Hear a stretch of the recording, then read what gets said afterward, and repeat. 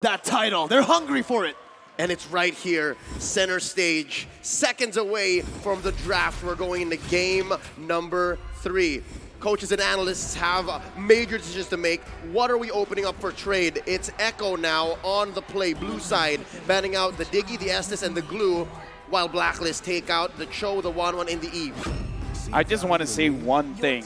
Echo, they're showing full respect. The Blacklist International, their first pick, they're banning out the Estes as well as the Diggy, because if they can always make sure that they're getting Oheb as well as Haji, the only way that they can be saved is having a little bit more HP. So getting that out of the way, I really feel like Echo has broken the code. As long as they can sustain long in the fight, then it's GG, because Wise can be in front all he wants. We really don't care.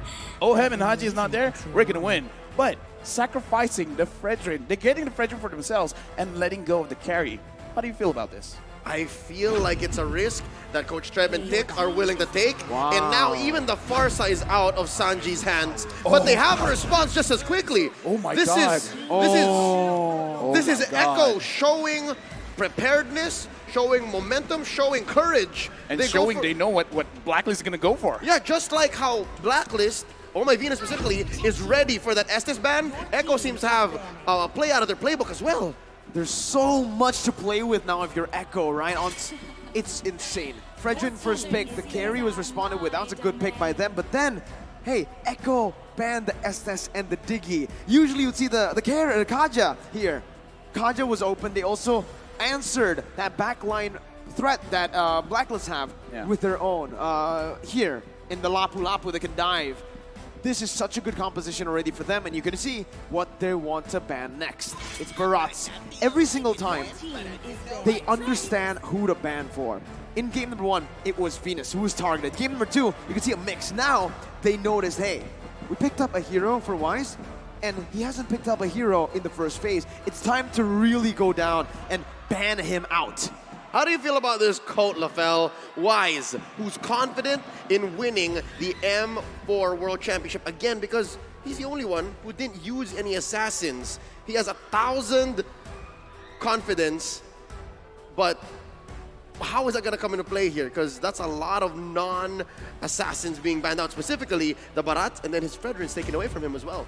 I think what he's really trying to convey is that I don't bend towards the meta bend towards me. That's why he's really confident, because people can tell him all day that, oh, the Ling is good, Hayabusa is broken and everything like that, and he's like, sure, but my name is Wise. I choose what I want to play.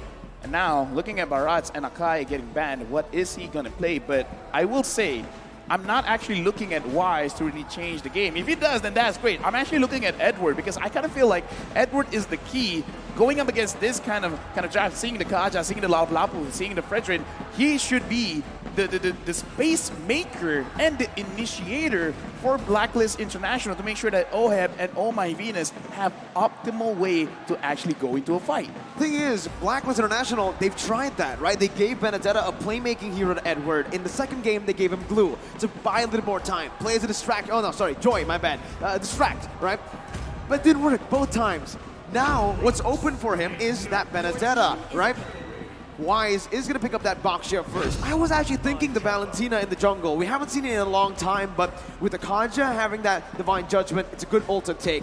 Benny still wants to play that Brody, knows that up against the carry, he actually has a bigger advantage here compared to last game in terms of just laning. If anything, since the Valentina is not banned, might go into the hands of Echo, but it looks like Coach Treb and Coach Tic-Tac are reading into it.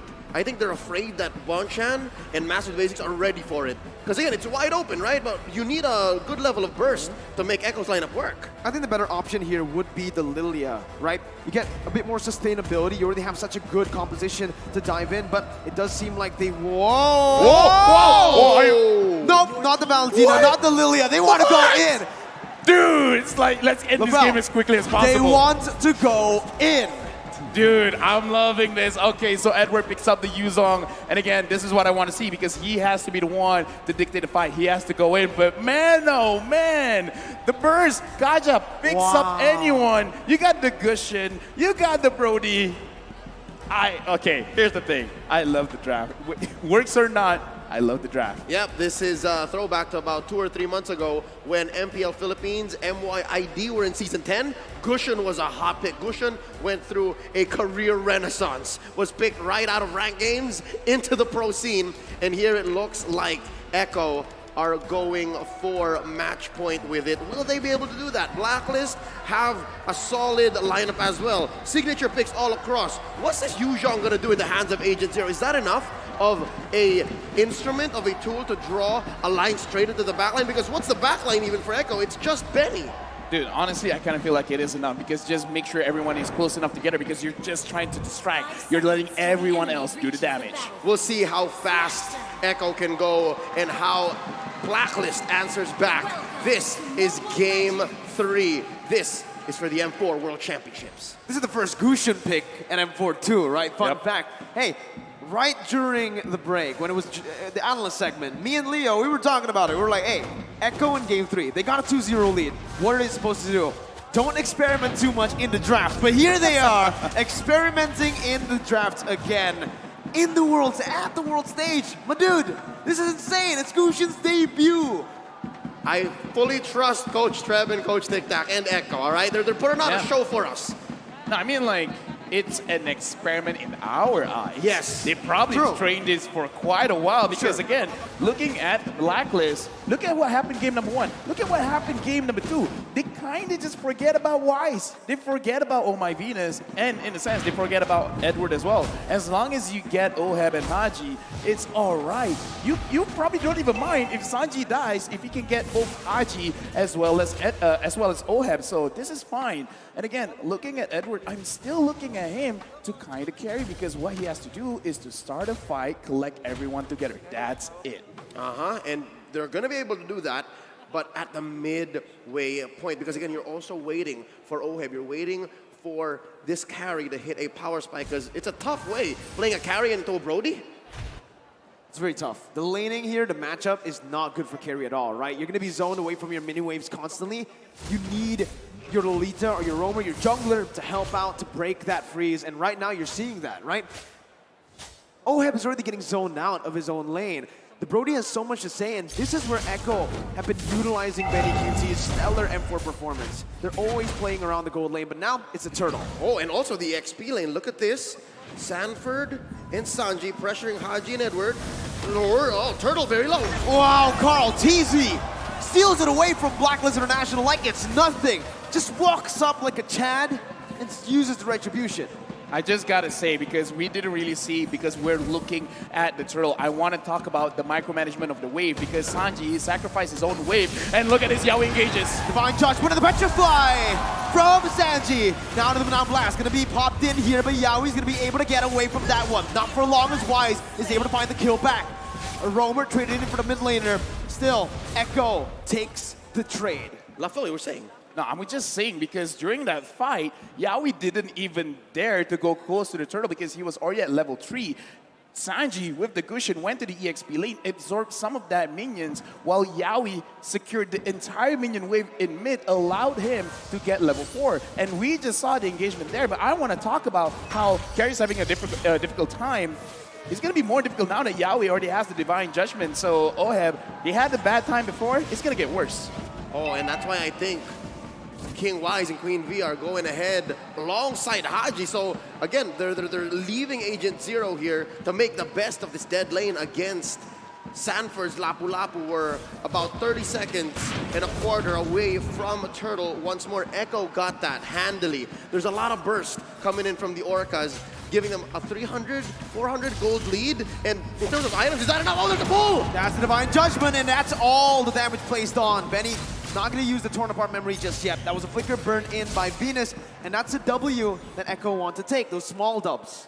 Yeah, and again, as we said, you're already setting up your own playstyle. Get the level 4 as quickly as possible. Sure, it was slightly delayed because they went for something in mid, but now you can see they're putting a lot of pressure onto Blacklist International. This is what they've been doing. They're making sure that Blacklist can't stay long in their own lanes. They can't stay long in front of the turrets because they're setting things up. Yaoi is still here. Even if he doesn't go in, just the mindset of I could get engaged is very very terrifying. Oh, Black Dragon form already. Break it out. It's on to Carl TZ now. And as you can see, Carl TZ is going to be targeted down, but a lot of damage. That's going to be the Blazers Brad to buy a little bit more time, but he will be slain. Sanji finding Venus. Hanji going to be the target right now. Sanji jumps into the Petrify as well. That's a double kill for the Gushin at M4. Sanford knocked out with a furious dive. Yaoi going to be able to dodge away right there from the skill shot from Edward, but Edward's going to be targeted down now. Sanji looking for it, gets it, and it's a triple kill.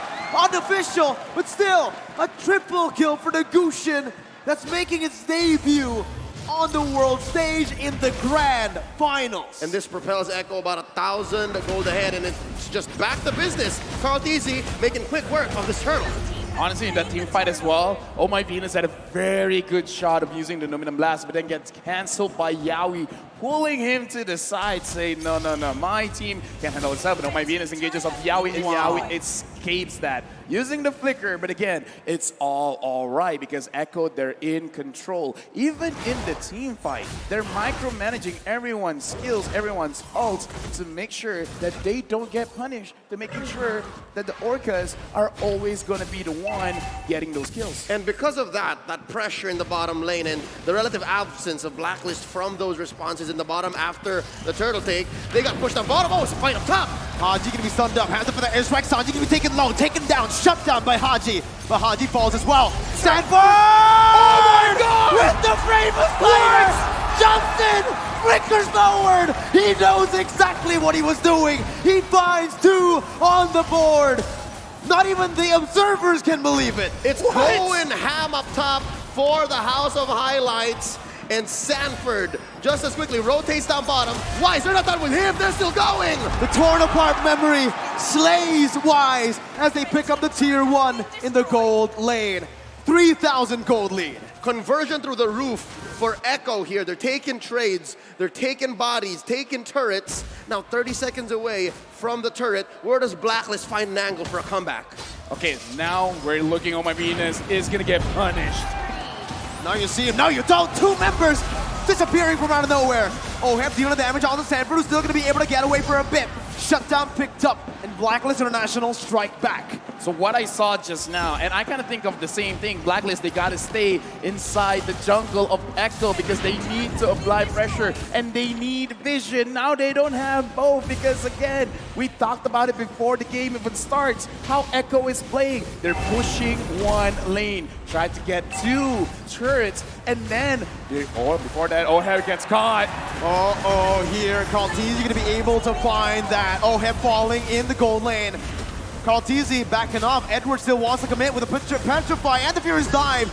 Now Sanford on the back line, getting the stun down, but not going to be able to find it just yet. Haji with Wings by Wings and the Flicker out. Benny going to be caught here, stunned up and taken down. Sanford jumping in again. Wise still soaking all the damage in. That's going to be Sanji though, who comes in out of nowhere. Coming in again onto Venus. Not going to be able to find it just yet. Wise still able to get out for a bit with a shield unity, and he gets to safety. It's a 2-for-1 in favor of Blacklist. All right, so there's a clapback. Blacklist, given that Echo had to split up their priorities. Turtle says Carl TZ, no, fight, they say, and they're still going. Sanford again! Jumps in, finds Haji. Oheb trying to melt him down, but it's not going to be enough as he is actually able to dish the damage out. Oheb now gonna be targeted down so low. He flickered out of there, but he's still gonna be caught. Yaoi finds the Divine Judgment. No commitment just yet. Echo decide to pull back. All right, touche.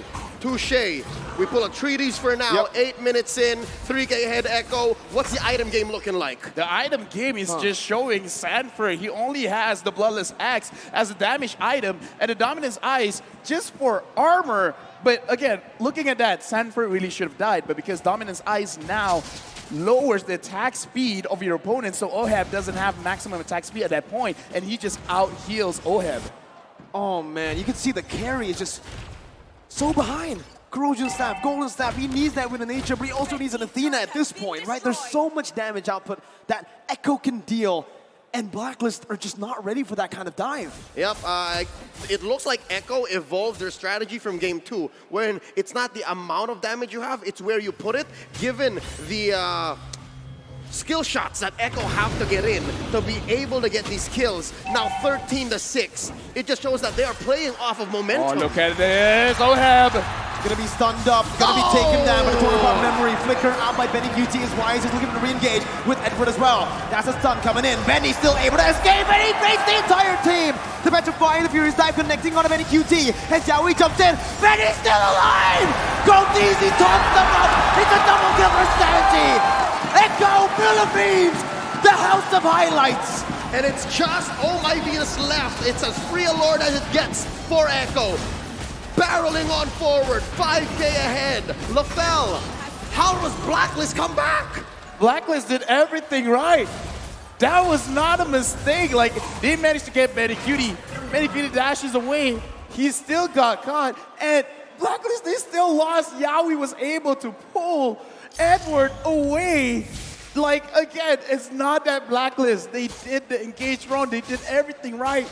And it still wasn't enough. That's very discouraging. This breaks the whole concept of the metagame that is box-centric, and it's all about geometry because Echo aren't playing with any clear lines here. They're playing from a point-to-point basis, right? Yaoi point and click, Sanji point and click, Benny point and click. Carl TZ is the only one really setting up where Echo can fight, and they always find the right places.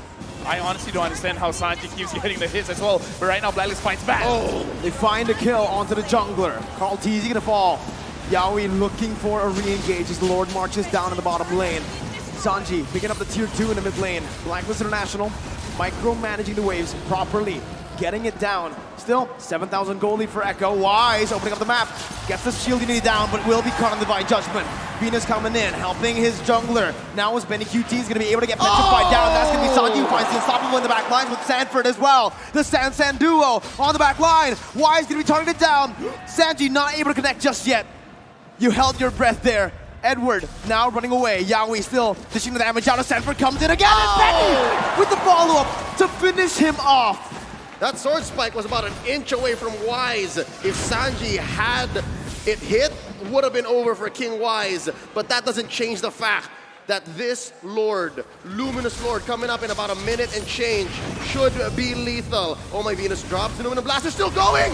That's gonna be the Feather Airstrike onto Yaoi, still gonna be able to get out. Athena's shield popped in with Immortality as well. His Torn Apart Memory will be thrown out. Sanford falling to the hands of Oheb as he is able to find that kill, but it's just a 1-for-1. Echo decides to back off. Base turret still up, except that top side. So in the defense, Blacklist had their priorities split up, take down members of Echo, clear the waves. Something's gotta give. That's that inhibitor up top. That's permanent damage. Yeah, right now, Echo, they've already set up their checkmate because the Lord is going to come out. That is going to be something that Blacklist have to contest.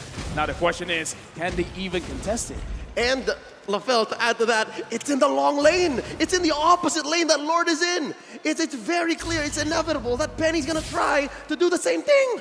I mean, we talked about this. This is how they play. They set up the map to their own favor to make sure they have multiple ways to actually win the game. They can win through a team fight. They can win through getting Oheb, through getting Haji, or just going straight, beeline to the king, dropping down the base itself. So this is beautiful coming in from Echo. It's more or less the same thing, but executed in a different way. They're playing with inevitability. Echo have played to a brilliant situation right now. They're 7K ahead. They're making easy work of this Lord, and Wise checking in. V pulls the conceal. They've committed a lot of resources here. That's the now Blast, not finding anyone. Yaoi looking for the Divine Judgment, able to find Wise as they try to burst down the Lord. Lord to be secured right now is asking to be the winner fronted by Sanji to buy a little bit more time again. Benny! Wise got it! With the flicker again to find a Torn Apart Memory! Yaoi's looking for more. That's going to be the Petrify and the Furious Dive used up. Sanford jumping in with Bravest Fighter. Oh my god! Sanford! Benny! Sanji called TZ Yaoi! They keep styling on Blacklist! That's 4 for 1. Lord as well going over to Echo. They're gonna push bottom lane, and they are going to threaten the game end. They catch Oheb! Again, under the base. Oheb very low. It's match point for Echo!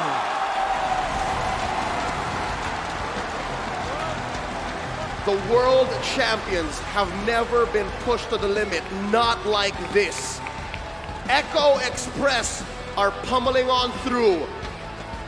They are at match point. Here's the thing, man. What are we watching? We're watching history. Defending champions.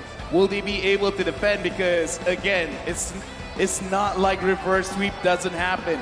It does happen. Even though Echo, it looks like they're very oppressive, it's not game over. Because again, we've seen time and time again. In fact, M1, reverse sweep happened. It can still happen here, but I gotta say, as an analyst, I'm watching the game 1, game 2, game 3. They're more or less the same. Go to one lane, grab 2 turrets, set up the checkmate. In all 3 games, Echo is able to set up the checkmate. Just honestly, what was that? Every member, I know we said this, we've been saying this, but seeing it in the grand finals, where all 5 members are in form, where all 5 members know exactly what to do at every given minute, it is a sight to behold. Echo already putting their foot down here. Match point against the defending M3 champions. It's team fight excellence. They know how to re-engage, they know how to find the right targets, and say what you will about experimentation and how it may have resulted for them in the knockout stage.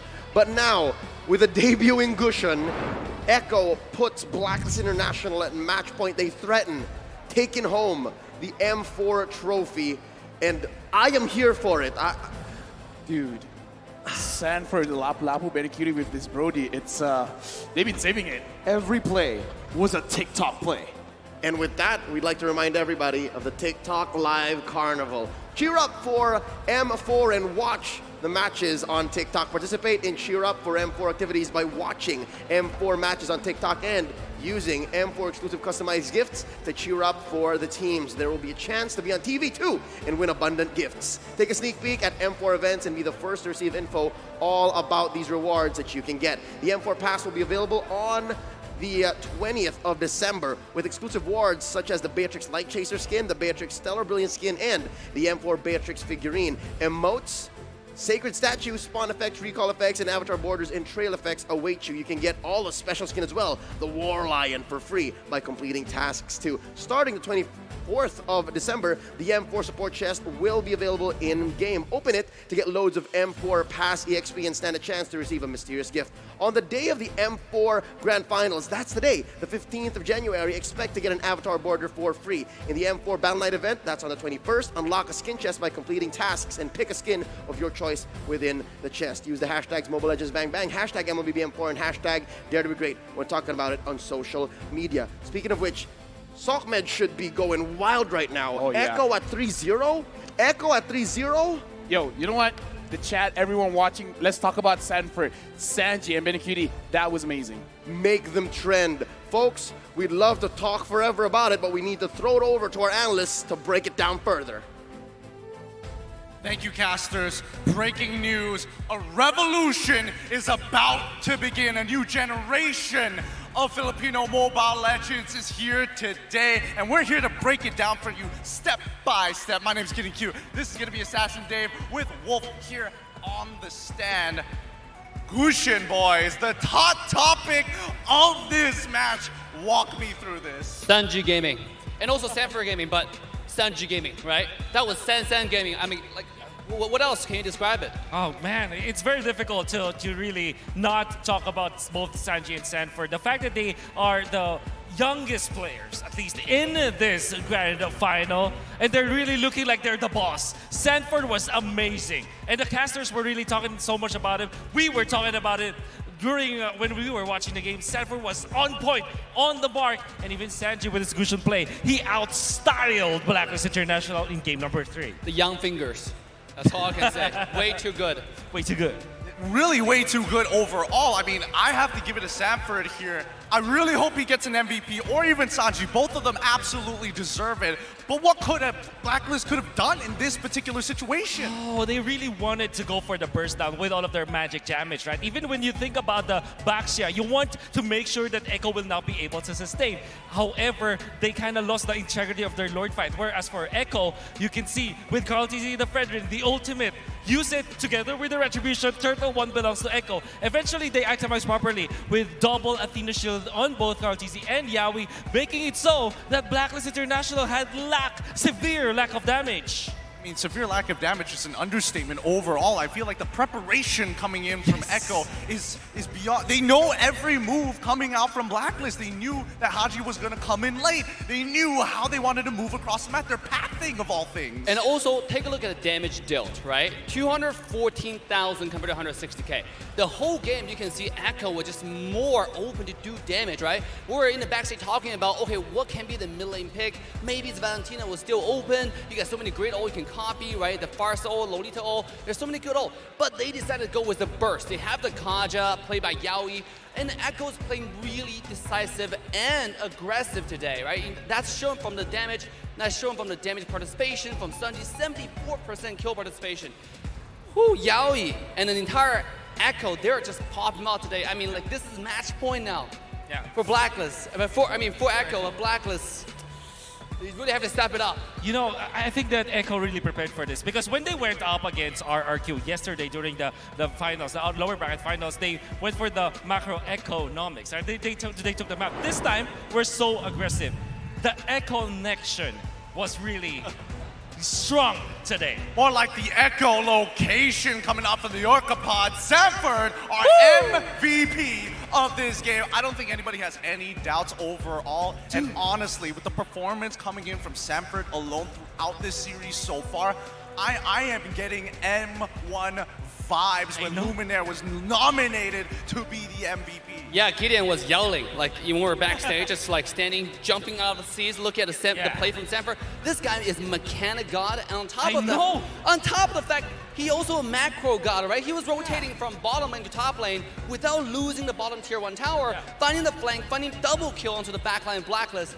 Oh my goodness, what a play. Let's take a look of the heat map from 5 to 10 minutes of this player. Oh, I can really fairly remember what he did into the top lane, but he was literally over the map, right? At least on the side of Echo, they dominated. Now, I want to say, you did say M1 vibes, right? For me, it was M2 vibes. Remember when Ruby Didi made that iconic play where everybody will remember that? Ruby Didi asked the Ruby Didi play. Absolutely. I think we're going to see the Sanford play. Utilize the Bravest Fighter to the flicker with a very off angle onto the top lane under the turret, catching 2 members of Blacklist International. He did the Sanford, bro. Dude, he's literally got a font after him at this point. Nobody knows what the font is exactly, but he knows he made a name staple of the word. Well done to Sanford. Overall, an absolute monster. And just the spatial awareness and the foreshadowing that he could perceive in these games. What a boss. Yes, who else but Sanford to pull off a Sanford play here? Let's take a look at the first turtle. You can see Sunji and Sanford onto the back line. The Goosh, the Sen combo, right? And this is where Lapu with the Bravest Fighter into the flicker onto the back line here. Yeah, look at this. Oh! So beautifully done. He knew the angle. He first saw it. This man looks into the future. Look in the future, and look at Sunji at the same time assassinating the backline along with the help of Sanford, even though he eventually fall right here, but at what cost? Every time for Blacklist, this is a heavy toll if you try to target Sanford. And over here, I don't think even Lapu died. The amount of like determination Echo has on diving, on doing the damage, not being afraid, not holding back, is insane in this game. This was the Echo Trojan horse play where they did try to attack out one of the members of Blacklist and then they baited him out. Eventually just running down the members of Blacklist International again into the front lines. You can see Sanford, but my oh my, Bandit Cutie. Oh my goodness, everybody's just doing well actually on the side of Echo. Oh, so brutal, so beautiful. The highest class of Mobile Legends we have ever seen. I cannot believe we get to witness